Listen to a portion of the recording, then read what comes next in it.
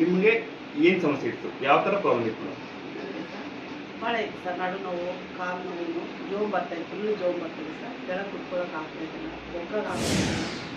ಅವಾಗ ಅಸಲು ನಿಂತ್ಕೊಂಡ್ರೆ ಕೂಡ ಒಂದು 10 ನಿಮಿಷ ಆದರೆ ಕೂಡ ನಿಂತ್ಕೊಬೇಕು ಆಗ್ತಿದೆ ಸರ್. 3 ಡಾಕ್ಟ್ರು ಸರ್ಜರಿ ಅಂತ ಹೇಳಿದ್ರು ಸರ್. ಸರ್ಜರಿ ಟೈಮ್ ಆಗಿದೆ, 15 ದಿವಸಕ್ಕೆ ಸರ್ಜರಿ ಮಾಡಬೇಕು ಅಂತ ಹೇಳಿದ್ರು ಸರ್. ನೀವು ಏನು ಇಂಪ್ರೂವ್ಮೆಂಟ್ ಆಗಿದ್ದೀರಿ? ಭಾಳ ಇಂಪ್ರೂವ್ಮೆಂಟ್ ಆಗಿದೆ ಸರ್. ಹೇಳಕ್ ಆಗ್ತಾ ಇಲ್ಲ.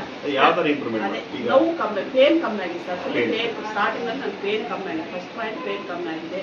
ಆರಾಮಾಗಿ ನಿಂತ್ಕೊಳ್ತಾ ಇದ್ದೀನಿ. ಭಯ ಬೀಳ್ತದೆ ಸರ್. ಈಗ ಗಂಟೆ ಕುತ್ಕೊಳ್ತೀವಿ. ಚಕ್ಕಪುಕ್ಕಳು ಹಿಂಗೆ ಹಾಕೊಂಡು ಕೂಡ ಹಾಫ್ ಅನ್ ಅವರ್ ಕುತ್ಕೊಳ್ತಾ ಇದ್ದೀವಿ ಸರ್. ನೀವು ಎಕ್ಸ್ಪೆಕ್ಟ್ ಮಾಡಿದ್ದಕ್ಕಿಂತ ನಮ್ಮ ಟ್ರೀಟ್ಮೆಂಟ್ ನಿಮಗೆ ಸ್ಯಾಟಿಸ್ಫೈ ಇದೆಯಾ?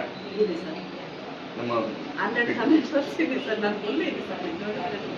ಎಷ್ಟಾದ್ರೆ ಅಷ್ಟಿದೆ ಸರ್.